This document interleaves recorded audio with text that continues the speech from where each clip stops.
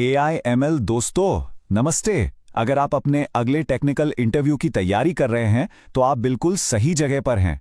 आज हम एक ऐसे सवाल को पूरी तरह से डिकोड करेंगे जो अक्सर इंटरव्यूज में पूछा जाता है, ताकि आप इसका जवाब एकदम कॉन्फिडेंस के साथ दे सके। तो चलिए सीधे पॉइंट पर आते हैं। इमेजिन कीजिए आप इंटरव्यू रूम में हैं और आपसे पूछा जाता है, so what are auto encoders. ये सुनने में सिंपल लग सकता है, बट इसका जवाब आपकी डीप अंडरस्टैंडिंग को शो करता है। चिंता मत कीजिए, अगले कुछ ही मिनट्स में हम इस कॉन्सेप्ट को इतना क्लियर कर देंगे कि आप इसके लिए पूरी तरह से तैयार होंगे।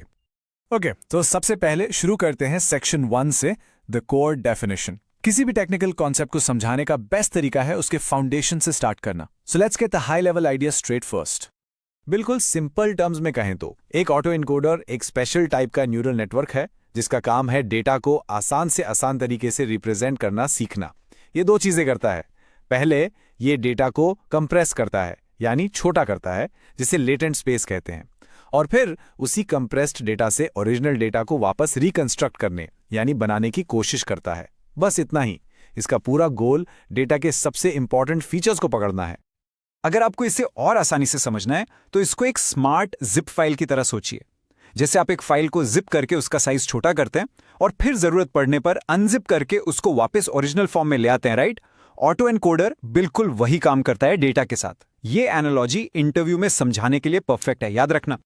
ठीक है, अब जब हमें क्या है ये पता चल गया है तो अब चलते हैं सेक्शन 2 पर, how it works step by step. ये वो हिस्सा है जहां आप इंटरव्यूअर को दिखा सकते हैं कि आपने सिर्फ डेफिनेशन रटी नहीं है, बल्कि आप इसके अंदर की मैकेनिक्स को भी समझते हैं। तो ये काम कैसे करता है? इसके 5 बहुत ही लॉजिकल स्टेप्स हैं। Number 1, encode input. आपका जो भी डेटा है उसे नेटवर्क के पहले हिस्से यानी एनकोडर में डाला जाता है। Number 2, create latent representation. Encoder इस डेटा को कंप्रेस करके एक छोटा रिप्रेजेंटेशन बनाता है। इसी छोटे रिप्रेजेंटेशन को लेटेंट स्पेस कहते हैं। यही इसका सीक्रेट सॉस है जहां सारी इंपॉर्टेंट इंफॉर्मेशन स्टोर होती है। Number 3, decode representation. अब डिकोडर पार्ट इस लेटेंट स्पेस को लेता है और ओरिजिनल डेटा को वापस बनाने की कोशिश करता है। Number 4, calculate reconstruction loss. हम कंपेयर करते हैं कि ओरिजिनल डेटा और नया बनाया हुआ डेटा कितना अलग है। इस डिफरेंस को ही रिकंस्ट्रक्शन लॉस कहते हैं। और आखिरी number 5, back propagate and adjust. इस लॉस का इस्तेमाल करके हम बैक प्रोपगेशन के थ्रू नेटवर्क को आहिस्ता आहिस्ता एडजस्ट करते हैं ताकि अगली बार लॉस और भी कम हो।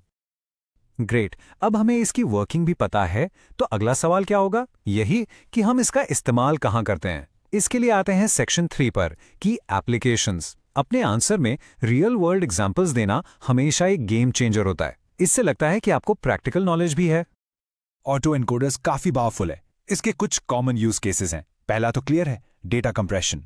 फिर है फीचर एक्सट्रैक्शन, जिसमें हम लेटेंट स्पेस का इस्तेमाल दूसरे ML मॉडल्स के लिए करते हैं। बहुत कूल, राइट? फिर है डीनॉइजिंग डेटा। सोचो आपके पास एक खराब नॉइजी इमेज है, ऑटो एनकोडर उसे साफ कर सकता है।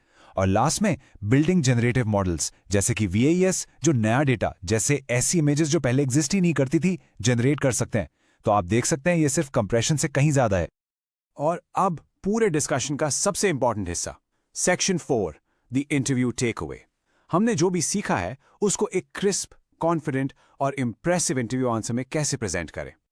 तो जब आपसे सवाल पूछा जाए, आप इस लाइन से शुरू कर सकते हैं। हिंदी में इसका मतलब हुआ, एक ऑटो एनकोडर डेटा को पहले कंप्रेस और फिर रिकंस्ट्रक्ट करके उसके इंपॉर्टेंट पैटर्न्स को सीखता है। इसका मेन गोल डेटा के सबसे जरूरी फीचर्स को कम से कम इंफॉर्मेशन लॉस के साथ कैप्चर करना है। देखा, इस एक सेंटेंस में आपने इसका क्या, कैसे और क्यों सब बता दिया। इस सॉलिड ओपनिंग के बाद इन की टर्म्स को अपने आंसर में जरूर यूज करें। पहला, the encoder and decoder architecture. इससे आपकी स्ट्रक्चरल नॉलेज दिखती है। दूसरा, लेटेंट स्पेस कॉन्सेप्ट। ये आपकी कंप्रेशन की अंडरस्टैंडिंग को शो करता है। तीसरा, रिकंस्ट्रक्शन लॉस को गोल बताना। इससे पता चलता है कि आपको ट्रेनिंग प्रोसेस की समझ है। और आखिर में, डीनॉइजिंग जैसा एक प्रैक्टिकल एप्लीकेशन। इससे आपकी प्रैक्टिकल नॉलेज प्रूव होती है। इन टर्म्स को यूज करने से आपका आंसर एकदम प्रोफेशनल लगेगा। तो ये था ऑटो एनकोडर्स पर हमारा पूरा ब्रेकडाउन। उम्मीद है अब आप इस सवाल के लिए रेडी हैं।